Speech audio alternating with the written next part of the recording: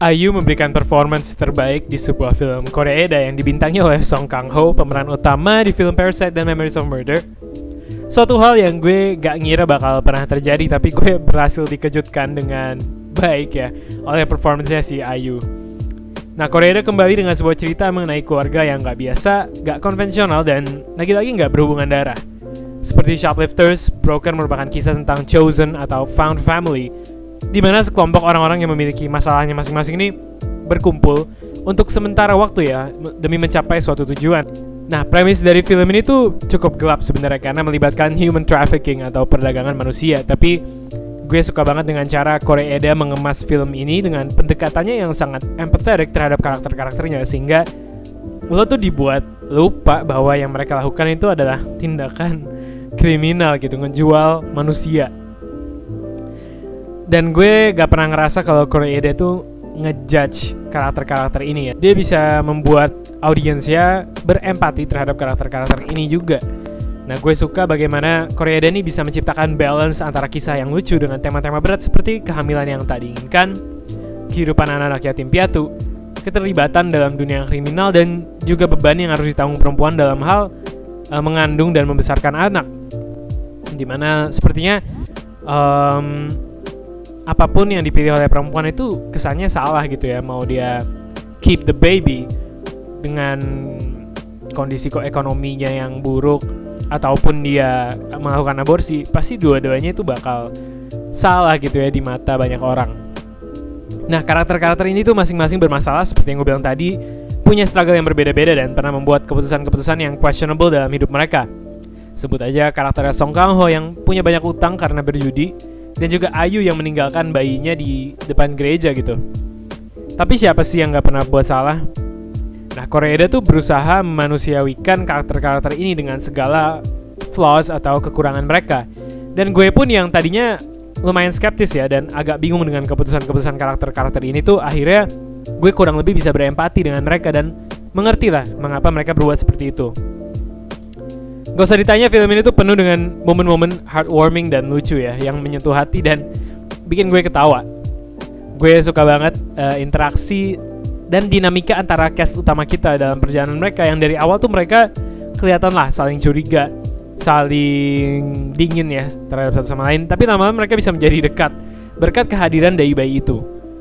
Momen-momen yang mereka alami bersama-sama tuh terasa nyaman banget untuk ditonton. Tapi di balik itu gue juga tahu bahwa kebahagiaan ini tuh nggak akan bertahan sampai selamanya. Jadi cukup bittersweet juga ya.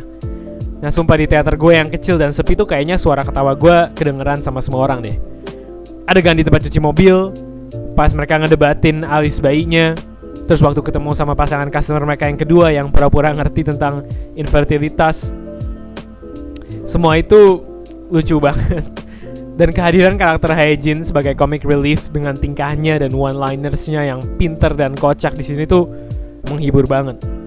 Tapi lagi-lagi gue harus memuji IU sebagai lead actress di film ini karena dia benar-benar meyakinkan dalam perannya sebagai karakter yang misterius, dingin, dan kayak punya banyak rahasia gitu ya. Tapi perlahan-lahan menunjukkan vulnerability-nya. Nah, Song Kang-ho tuh emang selalu hebat sih di film yang gue tonton, dan aktor bocah yang mainin Hae-jin itu perlu main di film komedi yang lebih banyak lagi sih menurut gue. Tapi entah kenapa gue merasa terlalu familiar dengan cerita ini. Strukturnya tuh hampir sama persis kayak Shoplifters. Karakter-karakter ini tuh bertemu, hidup bareng sementara, terus pada suatu titik hubungan mereka diuji dan pihak-pihak berwajib pun terlibat. Like I've seen this movie before. Tapi Shoplifters jauh lebih berhasil dalam menyampaikan pesannya menurut gue. Lalu film ini kan menyajikan beberapa kisah yang berjalan secara paralel ya. Kita punya kisah utamanya, terus ada kisah detektif, dan juga ada kisah mengenai sebuah penyelidikan pembunuhan gitu ya, yang melibatkan anggota-anggota geng. Nah, gue tuh gak merasa bahwa Koreeda berhasil menjahit kisah-kisah ini dengan rapi, sehingga di act ketiga saat semua kisah ini beririsan dan bertemu satu sama lain, gue gak merasakan payoff yang memuaskan. Iya, act ketiga ini tuh banyak banget reveal dan penyelesaian dari beberapa plot point dan beberapa karakter, tapi agak berantakan ya, dan kayak terlalu banyak informasi yang gue harus cerna karena ya itu banyak banget yang terjadi di act ketiga ini. terutama penyelesaian dari subplot mengenai geng mafia atau mob itu sih, meskipun ini berhubungan dengan masa lalu karakter Ayu. Nah terus ada juga karakter yang tiba-tiba muncul di akhir filmnya yang gue bingung motivasinya tuh apa, meskipun kayaknya tuh dia memiliki dampak yang besar terhadap ending dari cerita ini. Dan nggak tahu ya, kayaknya durasi 2 jam lebih ini tuh nggak sepenuhnya digunakan secara efektif, karena gue sempet ngerasa agak bosen gitu ya, karena beberapa adegan yang redundant. Karya-karya Koreeda yang paling berkesan dan paling membekas di gue adalah film-filmnya yang lebih ke arah slice of life dan memiliki cerita yang sederhana tanpa bumbu-bumbu seperti penculikan atau pembunuhan ya, seperti halnya dalam Still Walking dan Nobody Knows. Tapi meski begitu, gue tetap suka film ini dan udah pasti masuk ke daftar film-film favorit gue tahun 2022. Ya mungkin itu aja first impression gue mengenai Broker. Kalau kalian mau nonton, masih ada di bioskop, meskipun kayaknya bakal cepet hilang sih. Jadi mendingan segera aja sih kesana. Dan thank you buat kalian yang udah nonton. Gue juga nge-review ini di TikTok dan gue banyak sih nge-review di TikTok yang mungkin gak gue masukin ke sini ya. Jadi kalau kalian mau lihat konten gue lebih banyak lagi, bisa ke TikTok, bisa ke Instagram. Kalau di Instagram gue nge-post ya practically daily sih sebenarnya. Setiap hari gue nge-post ada konten.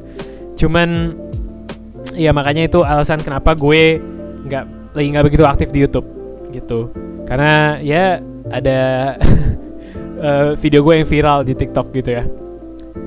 Oke, mungkin itu aja. Thank you guys for watching dan sampai bertemu di review berikutnya.